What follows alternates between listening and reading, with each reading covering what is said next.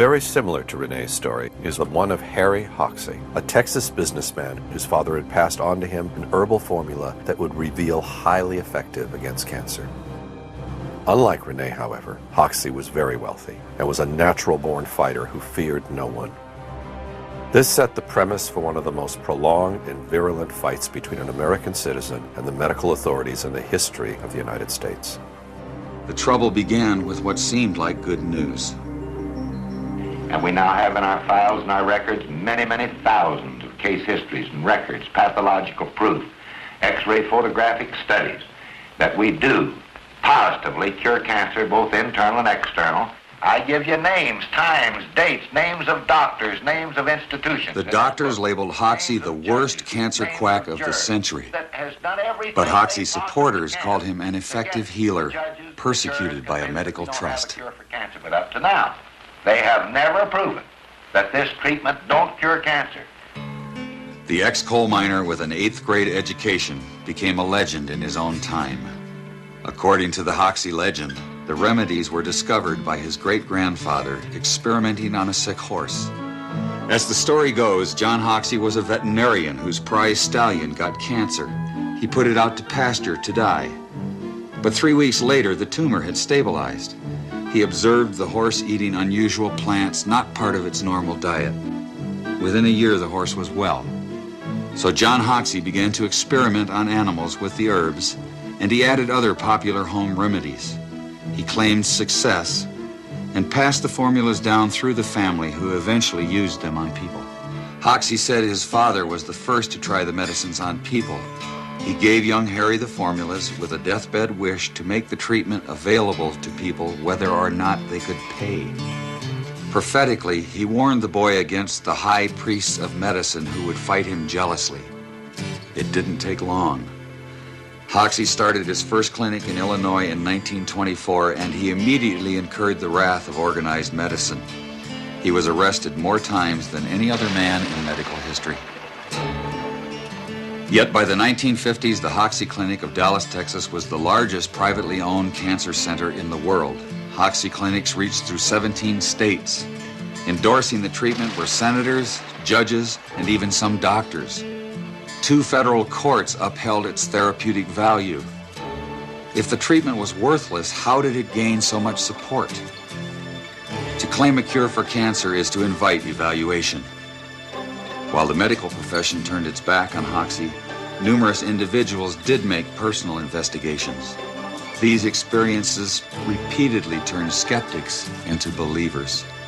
Among them was Esquire magazine writer James Wakefield Burke, who in 1939 began covering the Hoxsey story. My boss, Arnold Gingrich, one day said, "Why don't you go down to Texas and let's expose this fellow. He's getting too big."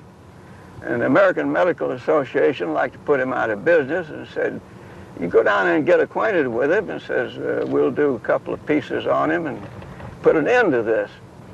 So it was an assignment. I came to Texas. I expected to stay about a day, get my information, and leave. I became fascinated. I stayed for 6 weeks. Every day, Harry would pick me up, bring me to the clinic. We'd come in the morning, and he would put his arm around these old men and women, say, "Dad, them doctors been cutting you up." Says, "I ain't gonna let them sons of bitches kill you. You're gonna live." And he'd treat them, and I'd watch him treat them. They'd get better and begin to get well. So I wrote an outline for a piece which I called "The Quack Who Cured Cancer." And I sent it back to the editors, but it never came out. Assistant District Attorney Al Templeton was more than a skeptic. He arrested Hoxsey more than 100 times in 2 years. Then his own brother, Mike, got terminal cancer and secretly went to Hoxsey. When Mike Templeton got well, Al Templeton gave Hoxsey the credit. Hoxsey's prosecutor became his lawyer. More and more people kept supporting Hoxsey's claims of a cure. His boldest promoter was Christian evangelist Gerald Winrod. His radio broadcast reached millions of listeners with sensational reports of Hoxsey's mounting successes. I wish to begin this broadcast by reading for you what I regard as a very important statement, and I quote, Judge W.L. Thornton, this is the second jury of 12 men that has found in my court that the Hoxsey treatment cures cancer. 10 doctors found that the number of cures reaches into the thousands. Former United States Senator Thomas studied a large number of cures. I had made my own investigation, had satisfied myself that cancer was really being cured by the Hoxsey method. This humble reporter can only say, God bless these quacks, the only quacks who are curing cancer today. But a new cancer treatment needs more than personal investigations to gain acceptance. It needs a formal scientific review. And when I say to you, all I want is to have them come here. The American Medical Association, the Pure Food and Drug, the federal government, anybody, come here and make an investigation. And if I don't prove to them beyond any question of a doubt that our treatment is superior to radium X-ray and surgery, then I will lock the doors of this institution forever. But the medical profession did not respond to his call. The doctors claimed that they already knew from their medical education that his remedies had no efficaciousness at all, was no cure. They were just sought in their ways and adamant in their beliefs. According to Hoxsey, there was a more sinister reason the medical profession wouldn't investigate. Hoxsey said the AMA doctors invited him to demonstrate the treatment. Among them was Dr. Morris Fishbein, editor of the influential AMA journal. According to Hoxsey, the day after his successful demonstration, a high AMA official asked to buy the rights to the formulas. The alleged offer would have given all rights to a group of doctors, including Dr. Fishbein. Just like Rene, Hoxsey turned down the offer because he could not get the guarantee that the formula would have been made available for free to anyone who ever needed it. But one thing was certain. Hoxsey had made a very powerful enemy. By crossing swords with Dr. Fishbein, he alienated the most influential figure in medicine. Dr. Fishbein held a unique position. As journal editor, he controlled the main income-producing organ of the AMA and thus the organization. He also published the accepted standards of medical practice.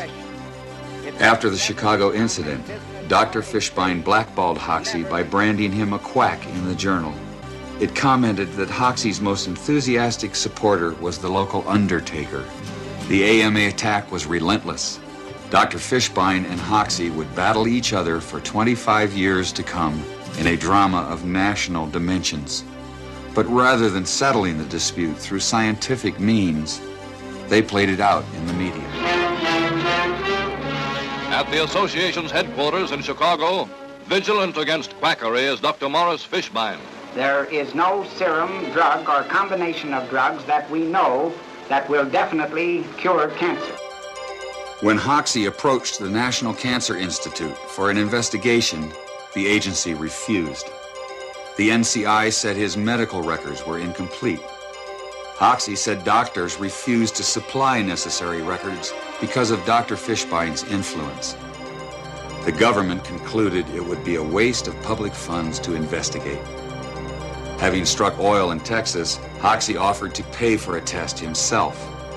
His challenges were putting Dr. Fishbein under public pressure, and the doctor fought back hard in the public arena. But when he wrote blood money for the Hearst Sunday papers, he went too far. Hoxsey sued Dr. Fishbein and the Hearst newspaper empire for libel and slander. He didn't seem to stand a chance.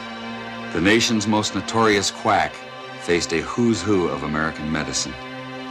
Surprisingly, Harry Hoxsey became the first man ever to win a judgment against Dr. Fishbein and the AMA.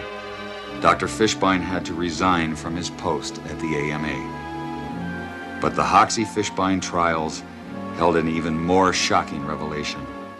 Dr. Fishbein admitted in court that Hoxsey's supposedly brutal pastes actually did cure external cancers. The most dangerous external cancer is melanoma. It can spread rapidly through the body. Doctors advise extremely radical surgery. Even so, melanoma is often fatal. We have more positive proven cases of melanoma in our records and our files and the patients to talk to that have been cured in this institution than any institution in the world, and that's a broad statement, but we have the facts to back it up. Hoxsey went as far as producing his own movie to make his voice heard from the medical profession.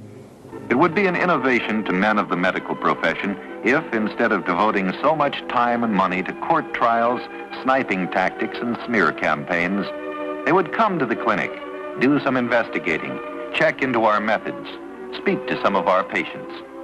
Then they would understand why our treatment has been as effective and, in most cases, far more successful than anything they've had to offer as a solution to the cancer problems. But instead of accepting the invitation, the medical establishment escalated the war. Mildred Nelson has directed Hoxsey's clinics from the beginning. But he was never investigated except in a criminal type of a way to see what he might be doing wrong. The Food and Drug have always been famous for harassing the Hoxsey patients. Go to people's houses, take their medicine when it was delivered to them, talk to them, tell them they were doing wrong. But when the government couldn't stop Hoxsey in court, the FDA decided to take unprecedented action. Sufferers from cancer, their families, physicians, and all concerned with the care of cancer patients are hereby advised and warned that the so-called Hoxsey treatment for internal cancer has been found on the basis of evidence presented by the FDA to be a worthless treatment.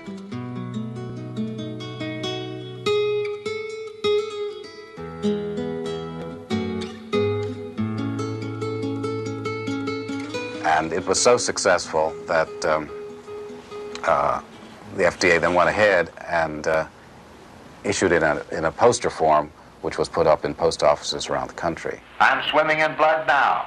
They've done everything they possibly can to try to humiliate me. They've had me in court many, many times. But do I care about that? I'm not thinking about what they're doing to me. I'm thinking about the 12,000 patients who's under treatment observation here at this clinic. I'm only thinking of one thing: suffering humanity. But the government did more than just warn the public.